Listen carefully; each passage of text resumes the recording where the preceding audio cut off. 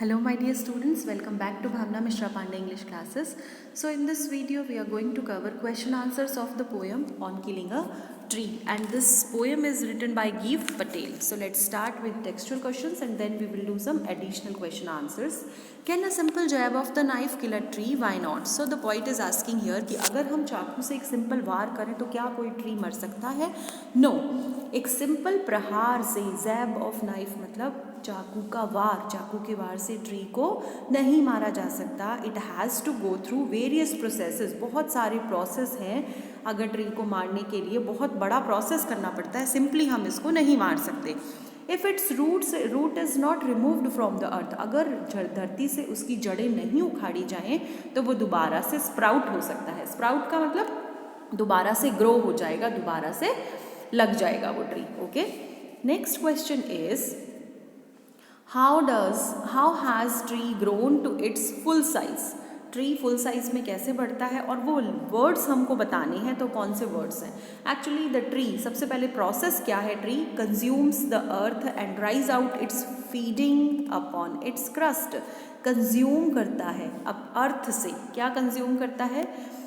जो अर्थ में जो भी कोई न्यूट्रिएंट्स होते हैं अर्थ से वो लेता है. Rise out it's feeding upon the crust, और धरती की जो लेयर होती है, क्रस्ट का मतलब हार्ड लेयर ऑफ अर्थ, ऊपर की जो क्रस्ट है, हार्ड लेयर है, उससे भी वो न्यूट्रिएंट्स लेता है. एब्जॉर्ब्स ईयर्स ऑफ सनलाइट, काफ़ी सालों तक सनलाइट, एयर एंड वाटर लेता है. एंड ट्री क्या करता है? ग्रो होता है. तो ये प्रोसेस है. अब जब ट्री, यहाँ पे पॉइंट पूछ रहा है कि कौन से वो वर्ड्स हैं, तो first word is consumes, second absorbs, और ये फीडिंग. ठीक है, तो ये सारे वर्ड सजेस्ट करते हैं ट्री के ग्रोइंग के प्रोसेस को. ठीक है, next question is what is the meaning of bleeding bark? तो ब्लीडिंग बार्क का मीन्स क्या है यहाँ पे?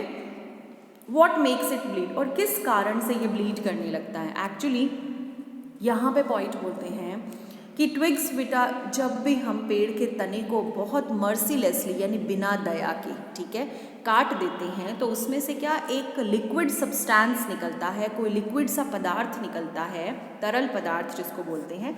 जैसे कि अगर हमारी ह्यूमन बॉडी में कोई कट लग जाए तो क्या होता है? ये ब्लीडिंग होने लग जाती है उसमें. वैसे ही ट्रीज़ में भी अगर हम उसको काटते हैं, कोई कट लगाते हैं, तो उसमें से क्या निकलता है? ब्लड. वो क्या है? वो सब्सटेंस है. ठीक है ना, इसीलिए वो जो सैप जो निकलता है उसमें से गीला गीला सा जो पदार्थ निकलता है, उसके लिए पॉइंट कह रहा है कि जैसे ह्यूमन बॉडी में से ब्लड निकलता है, वैसे भी पेड़ों को अगर अपन कट करें तो उनमें से भी एक पदार्थ निकलता है, लिक्विड. ओके, और किस चीज़ की वजह से ये निकलता है? जब ह्यूमन बीइंग्स अपनी एक्स चलाते हैं उस पर, एक्स मतलब कुल्हाड़ी, तो पेड़ क्या है? ब्लीड करने लगते हैं. ठीक है, next is the poet says no in the beginning of third stanza. तो थर्ड स्टेंजा के बिगनिंग में पोइट नो किस बात के लिए कहता है, और पोइट का क्या मीन्स है यहाँ पे? तो नो वो एम्फेसाइज करने के लिए कहते हैं. एम्फेसाइज का मतलब होता है जोर डालना. किस पर्सपेक्टिव पे, किस पर्सपेक्टिव पे, किस बात के लिए वो कहता है कि दैट चॉपिंग और हैकिंग, चॉपिंग और हैकिंग दोनों का मतलब क्या होता है? CUT, cut. Okay, cut will not be sufficient for killing a tree. वो कहता है, वो जोर डाल के कहता है कि केवल अगर एक कट से अगर हम सोचें कि पेड़ मर जाएगा तो ये हमारी गलत फहमी है. ऐसा नहीं होगा. केवल पेड़ की किलिंग के लिए चॉपिंग या हैकिंग ही मैंडेटरी नहीं है. ओके, यानी कि उसको धरती से उखाड़ना पड़ता है. Next is what is the meaning of anchoring earth and earth cave. तो पॉइंट यहाँ पे क्या कहते हैं, क्या पूछ रहे हैं, इन दोनों का मीन्स क्या है, anchoring earth and earth cave. Actually point का यहाँ पे क्या है? पॉइंट कहता है जैसे the earth protects it like a mother.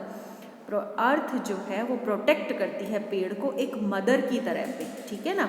Earth cave implies a hole inside it. Actually यहाँ पे एंकरिंग का मतलब है, जैसे आपने देखा है एक जहाज होता है, जहाज में एंकर उसको सेव करता है, वैसे ही यहाँ पे अर्थ जो है वो एंकर शीट की तरह एक प्रोटेक्ट करने के लिए, अर्थ प्रोटेक्ट करती है उसको मदर की तरह पे.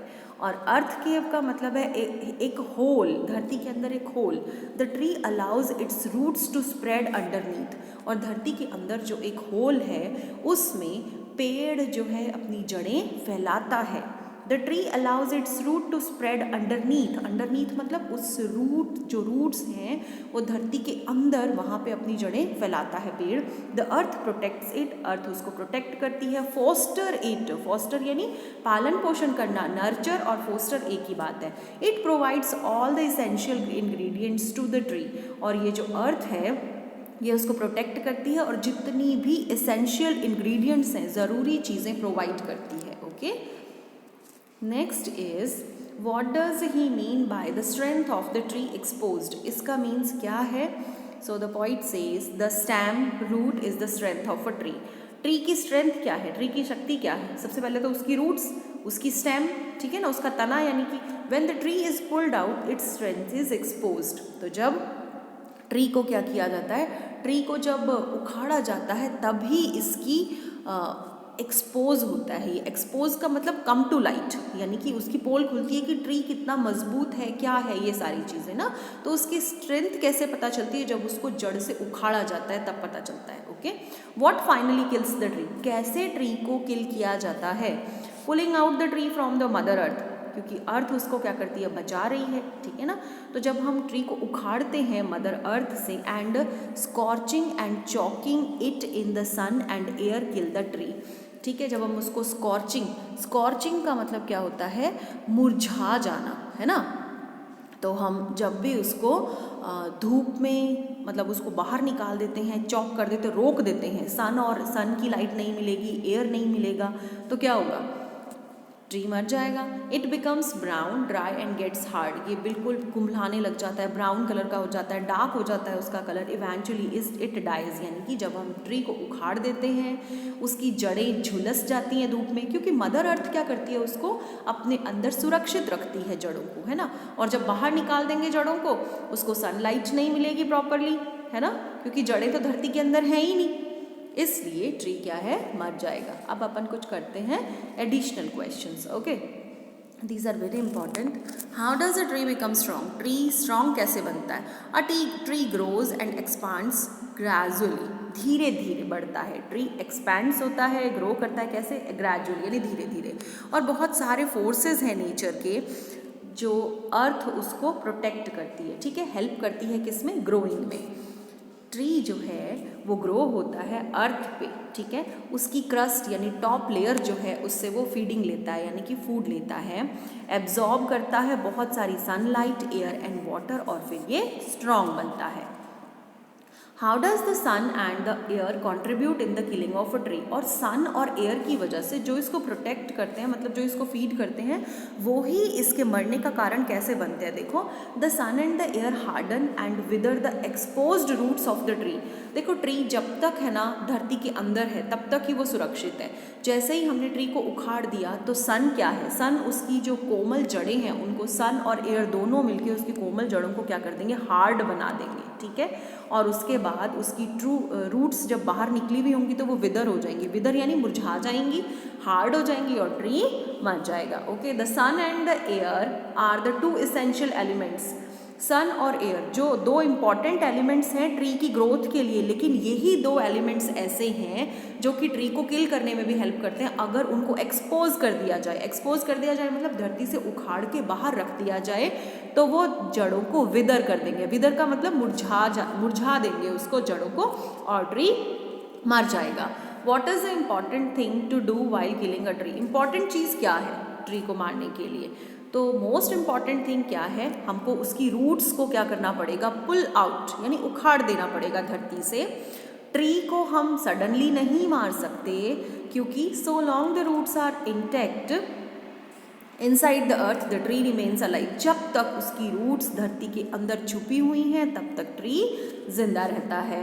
Next is how the tree gets killed in the end, और लास्ट में ट्री मरता कैसे है? एक्चुअली एक बहुत बड़ा प्रोसेस है, किस चीज़ का? Browning, hardening, twisting and withering. जब हम धरती से उसको निकालते हैं, है ना, तो उसकी जड़ें ब्राउन हो जाती हैं, हार्ड हो जाती हैं, ट्विस्ट यानी मुरझा के, कैसी ट्विस्ट यानी उसमें ना कर्ल्स आ जाते हैं, है ना, मुड़ी तुड़ी हो जाती है, विदरिंग मुरझा जाती हैं, और अल्टीमेटली ट्री जो है वो मर जाता है, ठीक है। और ये बहुत लंबा प्रोसेस है ट्री को मारने का, क्योंकि जब ट्री की रूट्स धरती से बाहर निकलेंगी तभी उसका प्रोसेस स्कॉर्चिंग का, एक्सपोज यानी बाहर दिखेंगी, स्कॉर्च यानी मुरझाएंगी, चॉक हो जाएंगी, बंद हो जाएंगी, वो फीडिंग लेना बंद हो जाएंगी और वो पेड़ जो है वो मर जाएगा। Describe the growth and expansion story of a tree. बहुत इंपॉर्टेंट क्वेश्चन है, very important question, most important you can say. तो ग्रोथ और एक्सपेंशन यानी ट्री बढ़ता कैसे है, ठीक है, एक मैथडिकल प्रोसेस है, ग्रेजुअल एंड मैथडिकल। ग्रेजुअल यानी धीरे धीरे, एक मैथड से ट्री जो है वो बढ़ता है। क्या है इसकी स्टोरी में, सबसे पहले आपको पता है सीड बोया जाता है अर्थ में, स्प्राउट्स यानी इसमें अंकुर फूटते हैं, फिर ये धीरे धीरे धरती से कंज्यूम करना शुरू करता है, कुछ लेना शुरू करता है, फिर उसका यूज़ करता है क्रस्ट से, और उसके बाद काफ़ी सालों तक जब ये एब्जॉर्ब करता है सनलाइट, एयर और वाटर एटमॉस्फेयर से, तो ये एक ट्री के रूप में बढ़ जाता है। It leapers hide sprouts leave and branches making it huge in the size. ठीक है, तो क्या कह रहा है पॉइंट यहाँ पे, लेपरस हाइड का मतलब होता है इसकी जो स्किन है वो, लेपरस मतलब ऐसे जो कोढ़ी लोग होते हैं ना उनके लिए लेपरस वर्ड यूज़ किया जाता है। स्किन सफरिंग फ्रॉम लेप्रोसी, कोढ़ नहीं हो जाता स्किन झुलसी झुलसी सी, लेकिन जब ट्री जब बड़ा होता है तो इसकी स्किन कैसी होती है, हार्ड होने लगती है ना, झुलसी हुई सी लगती है, लेकिन वो क्या करती है, उसको एक शील्ड प्रदान करती है, उसके बार्क को, उसके तने को एक मोटा मोटा, आपने देखा होगा ना छोटे छोटे टुकड़े टुकड़े टुकड़े से लगे होते हैं उसके तने पे, है ना, तो वैसे ही। और फिर धीरे धीरे क्या होती है, इसकी लीव्स जो है वहाँ से नई लीव्स उगना शुरू होती हैं, इसकी ब्रांचेस जो होती हैं वो ह्यूज बनती हैं, साइज में बड़ी होती जाती हैं। Describe the healing power of a tree, कैसे हील होता है, और ये doesn't allow it to die soon, यानी कि क्या ऐसी चीज़ है जिससे पेड़ दोबारा दोबारा अपने आप ग्रो होता रहता है। हीलिंग पावर्स कौन सी हैं, कोई डॉक्टर थोड़ी आता है इसको ट्रीट करने, है ना, तो एक्चुअली बहुत ज़्यादा टाइम लगता है ट्री को मारने में, क्योंकि नेचर एक ऐसी चीज़ है, नेचर में हीलिंग पावर्स होती है, हीलिंग टच होता है नेचर का, जो कि इसको मरने नहीं देता। जैसे ही हम इसके तने को काटते हैं नाइफ से, इसमें से कुछ है ना, कुछ ऐसे ब्लीडिंग यानी कि कोई सब्सटेंस निकलता है, कोई ऐसी चीज़ निकलती है चिपचिपी जैसी सी, है ना, चिपचिपी गीली गीली से आप देखेंगे। इसकी वजह से क्या है, जैसे ही हमने काटा वो सब्सटेंस निकलेगा, वो गीला गीला निकलेगा, और उसके बाद फिर से ये अपने आप हील हो जाएगा, और धीरे धीरे उसकी जो तना है वहाँ से क्या निकलेंगी, कुछ ग्रीन कलर की ट्विग्स निकलनी शुरू हो जाएंगी, और क्या है, if it is left unchecked the tree will expand again to its former size. और फिर हम उसको अगर चेक नहीं करेंगे, थोड़े टाइम बाद हम देखेंगे वहाँ से छोटे छोटे पत्ते निकले हैं, छोटी छोटी ब्रांचेस निकल जाएंगी, और फिर से ये वापस से फिर से बड़ा हो जाएगा, है ना। Describe various processes that lead to ultimate death of a rootless tree. Rootless tree यानी कि बिना जड़ वाला पेड़ जो है ये मर जाता है, तो क्या प्रोसेस है इसके मरने का। एक्चुअली रूट्स जो हैं वो सबसे ज़्यादा सेंसिटिव पार्ट हैं, और जो कि धरती के अंदर छुपी रहती हैं, जो सेंसिटिव पार्ट है वो छुपी रहती हैं, और क्या करती हैं, ये एयर और वाटर लेती रहती हैं धरती से, है ना। लेकिन जब ट्री को अपरूट कर दिया जाता है, उखाड़ दिया जाता है, it follows certain steps till it finally dies, और इसको मारने के लिए कुछ बहुत सारे स्टेप्स हैं, ठीक है ना। सबसे पहले तो ट्री को अपरूट करो यानी उखाड़ो, ठीक है, उसके बाद स्कॉर्चिंग, चॉकिंग इन द सन और एयर जो दो चीज़ें हैं ये क्या करती हैं, इसको मुरझा देती हैं, और उसके बाद ये ब्राउन होने लगता है, हार्ड होने लगता है, बहुत ज़्यादा मुरझा जाता है, और इसकी वजह से ट्री की जो डेथ हो जाती है। So thank you so much students, keep reading and share, like and subscribe my video. Bye bye for now.